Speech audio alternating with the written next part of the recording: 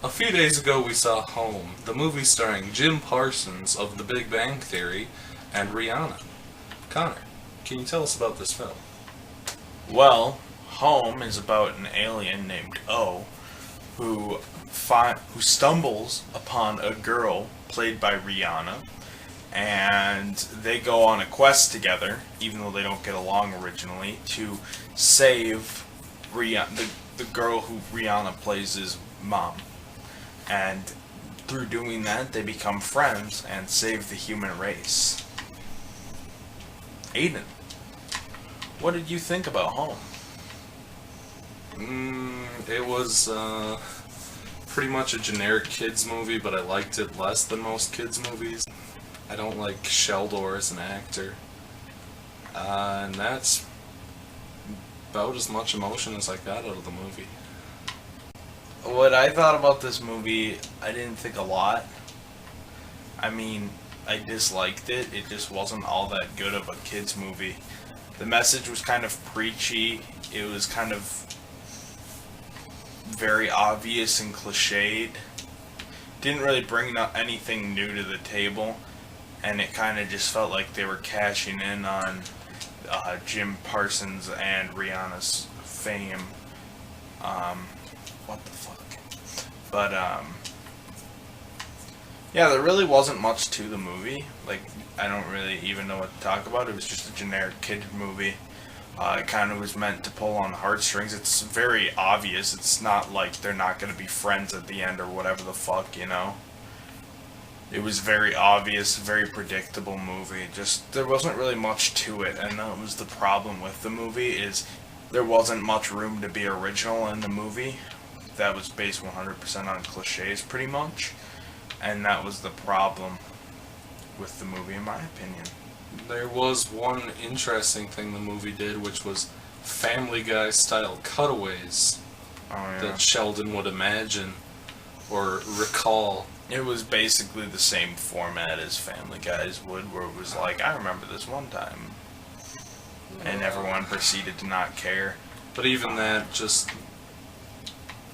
Well, like, everything just seemed like it was, like, taken. Like, you can't really work a Family Guy, like, format into it. It just seemed odd while watching it. And, like, they seemed out of place. Like, even in the Family Guy format, that's kind of the format of the movies. They just did this once in a while to give you background. And it came off as, like, out of place more than, like, that's how Family Guy usually gets its humor out, and I dislike that show greatly, but even there, at least the format somewhat works for the show despite me not liking it. Like, it's like, hey, remember whatever, but, like, here it just seemed very out of place, because, like, that's just... Family Guy is just a vessel to bring these really retarded stories out, and reenact them, and do really shitty pop culture references, whatever.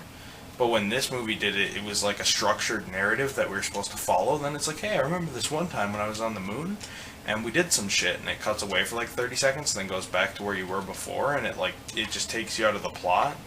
And I can see, especially for kids watching this, that might get a little confusing, like, you know, like, especially the target audience for this, it's a kids movie. It's made for like 5, 6-year-olds, you know? It might confuse them because it's set up like shit. And that's what I thought of those cutaways. I don't know. Well, that's about everything. Connor, what was your favorite part of the movie and least favorite part? Well, to be honest, I thought it could have been, like... I guess my least favorite part of the movie was probably just, like a lot of it was just like they played off the...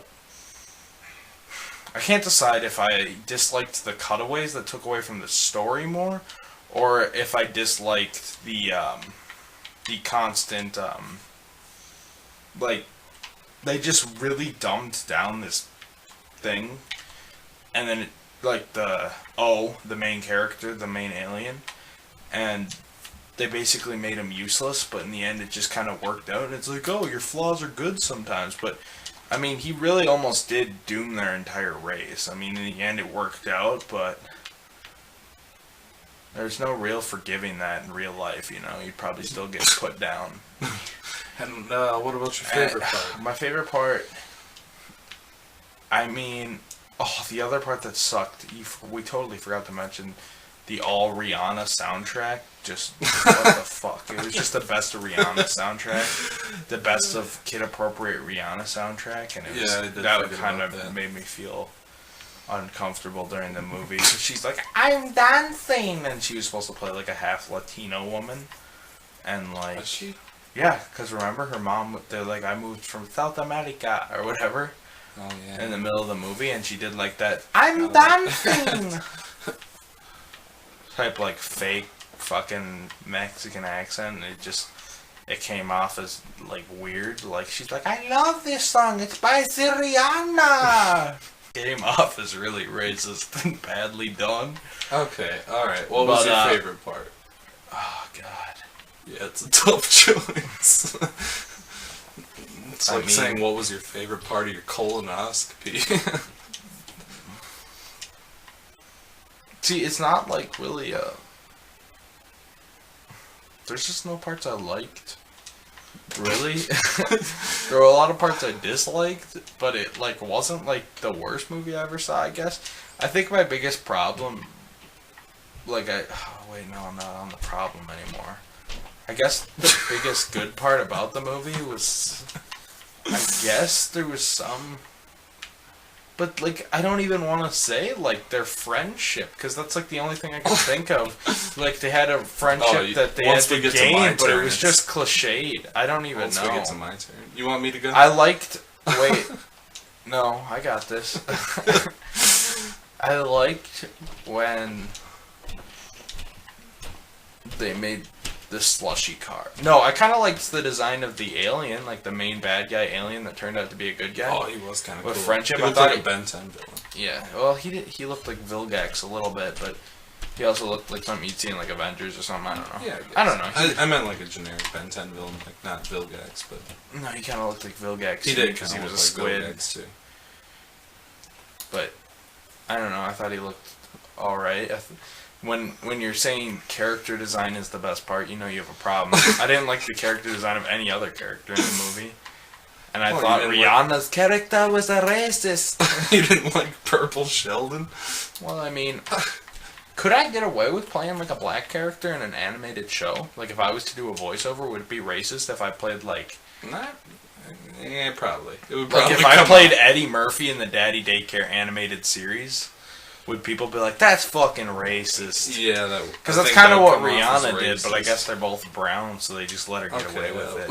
No, that's what I'm saying. I'm saying that was their mindset. Why didn't they just have Jim Parsons play a Latino woman? That might have been a little more amusing than the fuck. actual product. Okay, I'll go. Alright, Aiden, what was your favorite and least favorite part?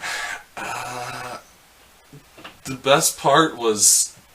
I like the part when The Rock breaks his cast, too. The best part, there was some moments that I would call almost funny where the aliens didn't know how to use human things, but it wasn't really funny. It was like... almost not cringe-inducing.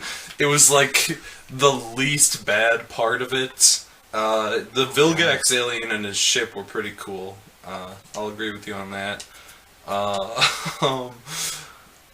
And my least favorite part... Oh God, I don't know the least favorite part. My least favorite part was the fact that the main character was literally Sheldon Cooper as a purple alien. No, he wasn't supposed to be smart though. He was supposed to be a retard. But yeah, he talked and acted. He wasn't smart, but he talked exactly the same. And he's like, I don't know how to do social interactions. I have the autism. Yeah, and then I was gonna say my other least favorite part. The movie was like a short hour and a half, but as I watched it, it felt so fucking long. Slow. Like, I watched the movie, and I'm like, nothing really happened in that movie. It went bare basics into everything. It had the parts where they're not friends anymore, you know, all the friendship cliches. But at the same time, I watched that movie, and I'm like, this is the longest fucking movie. And it was like an hour long. And my mind couldn't even decipher whether it was really long or really short, because it felt like both. And that part also kind of sucked about it.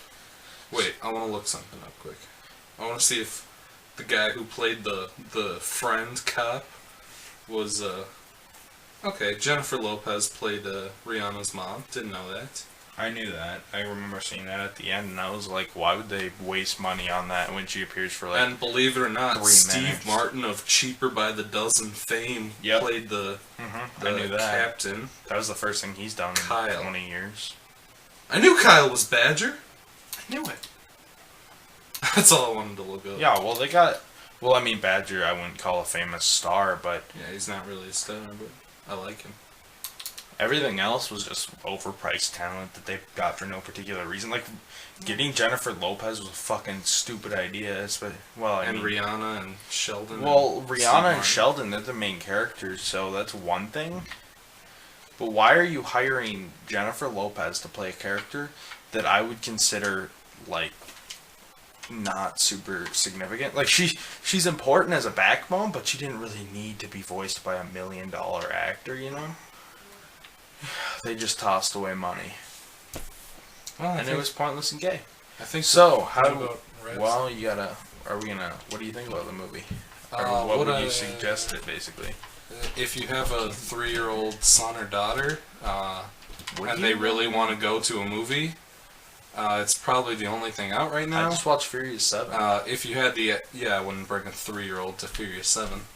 If you... I watched Star Wars as a kid. It's not much more violent than that. Furious 7 is different, though. I remember I got excited to watch Star Wars because I liked watching the violence. I wanted to watch people get killed Yeah, as but a little kid. As far... Dad let it happen. And I'm talking Alright, like episode 1. Yeah, I mean, if you have an option to watch any other movie... Not to mention, won't kids be Watch terribly any other confused?